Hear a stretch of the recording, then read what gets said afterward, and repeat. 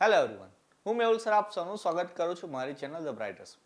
તો આજના વિડીયોની અંદર આપણે ડિપ્લોમા સેમેસ્ટર 2ના સબ્જેક્ટ ફિઝિક્સની અંદર જે મોસ્ટ આઈએમપી એક્ઝામ્પલ એટલે કે મોસ્ટ આઈએમપી ન્યુમેરિકલ જે દાખલા જે છે જીટીયુની એક્ઝામમાં પૂછાશે એના પાર્ટ નંબર 1નો અભ્યાસ કરીશું. આપણે ઓલરેડી 5 ચેપ્ટરની થિયરી જોઈ લીધી કે જે જીટીયુ એક્ઝામની અંદર કયા ક્વેશ્ચન કઈ રીતે પૂછાશે, એમાં કયો જવાબ લખવાનો, એ બધાની આપણે ચર્ચા કરી લીધી. પણ દાખલા આપણે પહેલેથી બાકી રાખ્યા હતા, તો હવે પાર્ટ વાઇઝ તમને હું શીખવાડતો જઈશ દાખલા. તો જેટલા બી પાર્ટ્સ અપલોડ કરું એટલા ખાસ કરી દેજો. એકદમ સહેલા દાખલા હશે, એની ટેકનિક એની ફોર્મ્યુલા બી ઇઝી કેવી રીતે યાદ રાખવાની એ બધી વસ્તુની આપણે ચર્ચા કરી લઈશું. તો આજે પાર્ટ નંબર જે 1 છે એ ચેપ્ટર નંબર 1ના જે એક્ઝામ્પલ કે જેમાં માઇક્રોમીટર, સ્ક્રૂ ગેજ અને વર્નિયરનું લિસ્ટ કાઉન્ટ એટલે કે લઘુત્તમ માપ શક્તિ કેવી રીતે ફાઇન્ડ કરવાની એ આપણે જોઈ લઈશું. અને આ જે ટોપિક છે એ એપ્લાઇડ ફિઝિક્સની અંદર પણ આવે છે. તો એના વિડીયો આપણે સેમ 1ની અંદર અપલોડ કરેલા છે. તો એમાં હું અલગથી 2-4 દાખલા એને બી ગણાયેલા છે. તો હું અહીંયા એ દાખલા એડ નથી કરતો, અહીંયા તમને 3-4 દાખલા શીખવાડું છું અને એ વિડીયોની લિંક તમને ડિસ્ક્રિપ્શનમાં આપી દઉં છું. એ દાખલા બી તમારે લખી લેવાના છે નોટબુકની અંદર. ઓકે, અને જેવું કામ પૂરું થાય એ તમારે ફોટો પાડીને મને મોકલી આપવાનું. હું તમારે ચેક કરી લઈશ કે બરાબર લખ્યું છે કે નહીં. જેટલું બી કામ આપું, જેટલા બી અહીંયા એક્ઝામ્પલ કરાવું એ ખાસ આઈએમપી જ હશે, એમાંથી જ આવશે એક્ઝામ્પલ, એટલે કોઈ એ વસ્તુ સ્કીપ કરવાની છે નહીં. તો સ્ટાર્ટ કરતા પહેલા ફોર્મ્યુલા કઈ કઈ યાદ રાખવાની છે એ જોઈ લઈએ. તો બે વસ્તુ છે આપણી પાસે, માઇક્રોમીટર, સ્ક્રૂ ગેજ છે ને વર્નિયર કેલિપર છે. તો પહેલા માઇક્રોમીટર, સ્ક્રૂ ગેજની વાત કરી લઈએ. ઓકે, તો માઇક્રોમીટર, સ્ક્રૂ ગેજની અંદર કઈ ફોર્મ્યુલા આવશે? તો આપણે જે ફાઇન્ડ કરવાનું છે એને લઘુત્તમ માપ શક્તિ કહીએ છીએ આપણે. શોર્ટમાં એને ગુજરાતીમાં લમાશા કહી દઈશું, ઇંગ્લિશમાં એને કહેવાય લિસ્ટ કાઉન્ટ. તો ગુજરાતીમાં એની ફોર્મ્યુલા છે ઉપર પીચ લેવાની અને નીચે લેવાના કુલ વિભાગો. ડાયરેક્ટ કુલ વિભાગો, વર્તુળાકાર સ્કેલ પરના કુલ વિભાગો. ઓકે, એ રીતે અહીંયા ઇંગ્લિશમાં આપણે લખીએ તો ઉપર લખવાનું છે પીચ અને નીચે આવશે ટોટલ ડિવિઝન્સ. આ ફોર્મ્યુલા યાદ રાખવાની છે માઇક્રોમીટરની. અને બીજી જે ફોર્મ્યુલા છે આપણી વર્નિયર કેલિપર્સ માટેની. ઓકે, વર્નિયર કેલિપર્સ માટેની. ચાલો, કઈ ફોર્મ્યુલા છે એની? તો કે LC is equal to okay, ચલો નાનામાં નાનું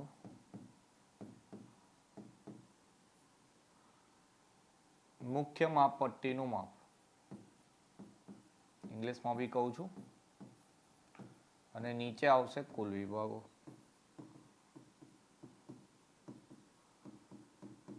અહીંયા લખીશું ઇંગ્લિશમાં એને smallest division on mil scale. Smallest division on main scale. તેને નીચે લખીશું ટોટલ ડિવિઝન્સ. જો ફોર્મ્યુલા નહીં યાદ રહે તો બી એક ટેકનિક તમને શીખવાડું છું. તો પહેલા ફોર્મ્યુલા યાદ રાખીશું, પછી આપણે એક્ઝામ્પલ કરીશું. તો ચાલો સૌથી પહેલા એક્ઝામ્પલ જોઈએ માઇક્રોમીટર, સ્ક્રૂ ગેજ માટે. તો અહીંયા આપ્યું કે pitch of micrometer screw gauge is 0.5 mm and there are 50 division on circular scale, then find its slits count. ગુજરાતીમાં એવું કહે કે માઇક્રોમીટર સ્ક્રૂ ગેજની પીચ 0.5 mm છે તથા વર્તુળાકાર સ્કેલ પર 50 વિભાગો છે, તો તેની લઘુત્તમ માપ શક્તિ શોધો. બે વસ્તુ આપેલી છે આપણી પાસે, પીચ આપેલી છે અને આપેલા છે કુલ વિભાગો છે કે 50 છે. તો સૌથી પહેલા આપણે એક્ઝામ્પલની અંદર આવી રીતે લખીશું કે ગુજરાતીમાં લખીએ કે લઘુત્તમ માપ શક્તિ, ઇંગ્લિશમાં લખશું list count. Okay, is equal to ઉપર લખવાનું પીચ. દેખો અહીંયા વર્તુળાકાર સ્કેલ પર 50 વિભાગો છે તો આવું લખવાનું, વર્તુળાકાર સ્કેલ પર કુલ વિભાગ, એટલે ઇંગ્લિશમાં એવું લખાશે ટોટલ ડિવિઝન્સ ઓન સર્ક્યુલર સ્કેલ. ચાલો, પીચ કેટલી આપેલી છે તો કે 0.5, ડિવિઝન કેટલા આપેલા છે તો કે 50. કેલ્સી લઈ લો જરા, ફોનમાં કરી દઈએ. કેલ્સી છે અને અત્યારે તો આપણે એને ફાઇન્ડ કરીશું 0.5/50. ઓકે, 0.5/50 તો આન્સર આવે છે મારો 0.01 mm. હવે જો અહીંયા પીચ આપી હતી mm ની અંદર, એટલે આ આન્સર બી મારો mm ની અંદર આવશે. તો તમે આ આન્સર લખીને આવો તો બી તમને માર્ક મળશે. બુકની અંદર આઈ થિંક મીટરમાં કન્વર્ટ કરીને લખે છે, તો તમે આ આન્સરને મીટરમાં બી કન્વર્ટ કરીને લખી શકો છો. સમજાવી દઉં કેવી રીતે કન્વર્ટ કરવાનું. તો યાદ રાખવાની એક વસ્તુ છે કે 1 મીટર હોય એટલે તમારા 1000 mm થાય. કેટલા mm થાય? 1000 mm. એટલે કે 1 મીટર એટલે અહીંયા 3 મીટર છે તો 10⁻³ mm થાય. હવે એક વસ્તુ સમજો, મેં અહીંયા mm ની ફોર્મ્યુલા બનાવું તો આ 10⁻³ નીચે આવે તો એવું કહેવાય કે 1 mm એટલે 10 કેટલી? તો કે -3 મીટર થાય. તો તમે આ mm ની જગ્યાએ 10⁻³ કરીને લખી દો તો આવું લખાઈ જો 0.01 × 10⁻³ મીટર. તો તમે આ રીતે બી આન્સર લખી શકો છો. એક પોઈન્ટ તમે આમ આગળ આવો તો અહીંયા આગળ 10 ની ઘાત બદલાય. બધી રીતે આન્સર લખાય, પણ તમે mm માં લખો તો આટલો આન્સર બી તમારો સાચો જ ગણાશે. ક્લિયર? તો એકદમ ઈઝી હતો. બે વસ્તુ આપેલી, ખાલી ભાગાકાર એટલે કે ડિવિઝન કરો એટલે આન્સર થઈ જાય. જો બીજો જોઈએ, ઓકે ચલો બીજી ટાઈપનો છે. અ micrometer having LC of 0.01 mm and having 50 division on its circular scale, find out its pitch value. એક માઇક્રોમીટર સ્ક્રૂ ગેજની LC 0.01 mm છે. હવે જો આ GT ની એક્ઝામમાં પૂછાયેલો દાખલો છે. આપણે જે આગળ દાખલો ગણ્યો એ જ છે, પણ આમાં કેવું છે કે LC આપી દીધી છે, કુલ વિભાગો આપેલા છે, પીચ ફાઇન્ડ કરવાનું. પણ મેં જે એક વસ્તુ બતાવવા માંગુ કે તમને અહીંયા દેખો LC હામાં આપેલી છે, હામાં આપી છે, MM જ આપેલી છે. તો મેં આગળ તમને એવું જ કીધું કે જો તમે LC MM માં કરીને આવશો તો બી તમને માર્ક્સ મળશે. ઓકે, અમુક ટીચર તો ચોપડીમાંથી બેઠા જોઈને દાખલા ગણાવે એટલે અંદર જેવા સ્ટેપ લખેલા હશે એવા લખશે. પણ જે વસ્તુ પોસિબલ હોય કે જેનાથી પૂરા માર્ક મળતા હોય, ઈઝી હોય, તો આપણે એ રીતે દાખલા ગણીશું. તો આ એ જ દાખલો છે, પણ આમાં પીચ ફાઇન્ડ કરવા કીધી છે ને. તો કરવાનું કેવી રીતે એ બી જોઈ લઈએ. ચાલો અહીંયા હું લખીશું કે લઘુત્તમ માપ શક્તિ, શોર્ટમાં નહીં લખવાનું એક્ઝામમાં, ઇઝ ઇક્વલ ટુ પીચના છેદમાં વર્તુળાકાર સ્કેલ પર કુલ વિભાગો. ચલો જે વસ્તુ આપેલી છે ને તે અહીંયા મૂકી દઉં. દેખો જરા શું આપેલું છે? લંબાસા આપેલું, LC આપેલી છે 0.01. પીચ તો આપી નહીં, પીચ તો શોધવાની છે આપણે. પીચને કોઈ વાર પેચ લખે છે લોકો. કાપા આપેલા છે 50. એટલે શું કરવાનું? આને ઉઠાઈને ઉપર આપી દઈએ તો 0.01 × 50 બરાબર પીચ. તો તેથી પીચ કેટલી આવશે આપણી?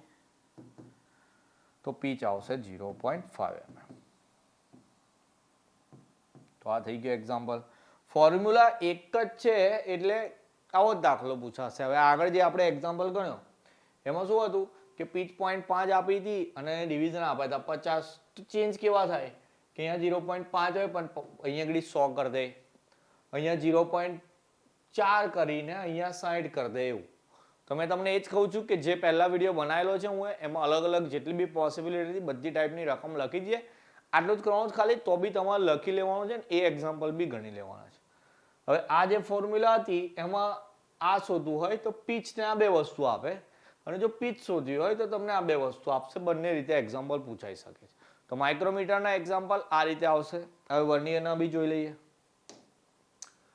ચલો, vernier caliper having 20 division on its vernier scale and the smallest division on male scale is 1 mm, find out its LC.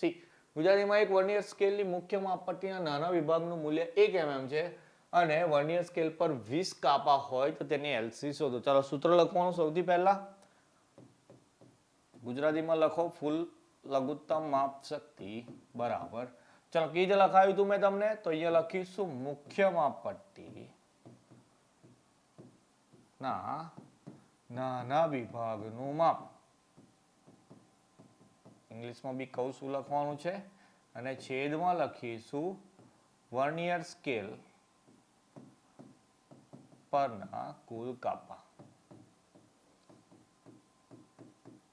Okay, ઉપર એવું લખીશું આપણે the smallest division on main scale, અને નીચે લખીશું ટોટલ ડિવિઝન્સ ઓન વર્નિયર સ્કેલ. ચલો કઈ કઈ વેલ્યુ આપેલી છે? તો મુખ્ય માપપટ્ટીનું માપ છે 1 mm અને નીચે આપેલા છે 20 કાપા. તો 1/20 કરો એટલે આન્સર આવી જશે આપણો.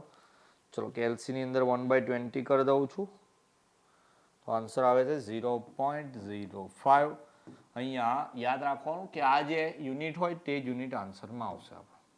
તો એલસી થઈ ગઈ આપણી 0.05 mm. હવે વિડીયોના સ્ટાર્ટિંગમાં મેં તમને એક વાત કીધી કે જે ફોર્મ્યુલા નહીં યાદ હોય તો બી તમે દાખલો ગણી શકો છો. કેવી રીતે? તો સૂત્ર અહીંયાથી જ બનાવવાનું છે તમારે. કે જો અહીંયા હું લખ્યું છે મુખ્ય માપપટ્ટીના નાના વિભાગનું માપ, તો ઉપર એ જ વસ્તુ લખવાની. વર્નિયર સ્કેલ પર 20 કાપા એટલે નીચે જ વસ્તુ લખવાની. તો ફોર્મ્યુલા બી તમે યાદ નહીં કરો તો તમે ક્વેશ્ચન પરથી જ ફોર્મ્યુલા બનાવી દેવાની. નાનું માપ ઉપર આવે, મોટું માપ નીચે. સૌથી મોટી વાત મેં તમને કહી દીધી. સો બે વેલ્યુ જે આપેલી હોય એમાં નાનું માપ ઉપર લેવાનું, મોટું માપ નીચે લેવાનું, તો તમારો આન્સર આવી જશે. પણ ફોર્મ્યુલા યાદ કરીને જજો, કામ લાગશે. ચાલો એના પછી જોઈએ. એક વર્નિયર કેલિપર્સનો મુખ્ય સ્કેલ mm અંકિત છે. તેના 49 વિભાગનું માપ વર્નિયર કેલિપર્સના 50 વિભાગના માપ બરાબર છે. તો તેની લઘુત્તમ માપ શક્તિ શોધો. ચલો આ બી જીટીયુ અંદર પૂછાયો છે.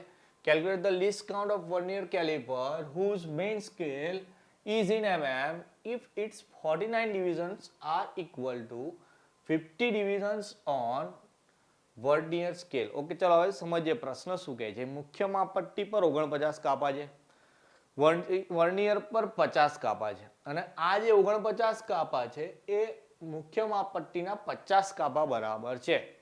તો આપણે એનું લિસ્ટ કાઉન્ટ કેટલું હશે એ શોધવાનું છે. હવે જો અહીંયા કેવું છે કે કુલ કાપા આપી દીધા છે, કેટલા? 50 આપી દીધા છે, અને મેઇન સ્કેલ પર 49 કાપા આપેલા છે. હવે એ કેટલામાં છે એવું નહીં આપ્યું, પણ અહીંયા એક વસ્તુ લખી છે. જો મુખ્ય સ્કેલ આમાં અંકિત છે, mm અંકિત છે. કેટલા mm માં એવું નથી આપેલું, એનો મતલબ એક એક mm ની અંદર જ અંકિત હશે આપણી. તો આપણે આન્સર આવી રીતે લખવાનું જેવું આગળ કરેલું. જો મારી વાત સાંભળો, શું કરવાનું? અહીંયા લખવાનું લંબાસર, ફોર્મ્યુલા આગળ વાળી જ કે મુખ્ય માપપટ્ટી શોર્ટમાં લખું છું નું નાના વિભાગનું માપ, નાના વિભાગનું માપ, અને નીચે લખીએ વર્નિયર સ્કેલના કુલ વિભાગો. ચલો વર્નિયર સ્કેલના કુલ વિભાગો કેટલા આપેલા? તો કે 50, અને અહીંયા મુખ્ય સ્કેલનું માપ છે mm માં છે, એટલે 1 mm જ હશે, તો 1/50 કરીએ એટલે આપણો આન્સર આવશે 0.02. તો આપણી એલસી આવી ગઈ 0.02 mm. As simple as that. તો આટલી ઇઝી રીતે દાખલા ગણવાના. પહેલા ચેપ્ટરના દાખલા પૂછાય બી છે એક્ઝામની અંદર. તો એક દાખલો તો આવશે જ, કાં તો પછી વર્નિયરનો હોય, કાં તો માઇક્રોમીટરનો હોય, કાં તો બંને હશે, ઓરમાં હશે. તો એક દાખલો આપણે ગણવાનો હશે. તો આટલા 4 દાખલા હું અહીંયા એડ કરેલા છે. ઓકે, 4 જ કરેલા છે. 2 વર્નિયરના છે, 2 માઇક્રોમીટરના છે. એની સિવાય બીજા 4 દાખલા મારા પહેલા વિડીયોની અંદર છે. તો ફરી અહીંયા હું એડ નથી કરતો, એની લિંક ડિસ્ક્રિપ્શનમાં નાખી લઈશ. ખાસ એ દાખલા બી કરી લેજો. એમાં બી આ જ વસ્તુ છે, હું જ ચલાવેલું છે, એટલે આ જ રીતથી કરાયું હશે, તો તમને કન્ફ્યુઝન બી નહીં થાય. જો અહીંયા કોઈ પ્રોબ્લેમ હોય તો કોમેન્ટ સેક્શનમાં લખો, ત્યાં કોઈ પ્રોબ્લેમ આવે તો ત્યાં કરજો, હું તમને તરત એનો જવાબ આપી દઈશ. તો આ આપણો પાર્ટ નંબર 1 હતો, કે જેમાં આપણે ચેપ્ટર નંબર 1 ના એક્ઝામ્પલ જોઈ લીધા. પાર્ટ 2 ની અંદર ચેપ્ટર નંબર 2 ના આપણા કેપેસિટર વાળા જે દાખલા જે એક્ઝામમાં પૂછાય એની બી ચર્ચા કરીશું. 4 વિડીયો બનશે ખાલી દાખલાના, બહુ સિમ્પલ. જેવો આ હતો એવું જ બધા ચેપ્ટરના દાખલા ઇઝી જ છે. તો 4 વિડીયો બનાવીશું એટલે આપણું ટોટલ ફિઝિક્સ કમ્પ્લીટ થઈ જશે. ઓકે, તો જેટલું કામ આપ્યું છે એટલું કરી દેવાનું. પોતાનું ધ્યાન રાખીશું. મળીશું નેક્સ્ટ વિડીયોની અંદર. જય હિન્દ, જય ભારત.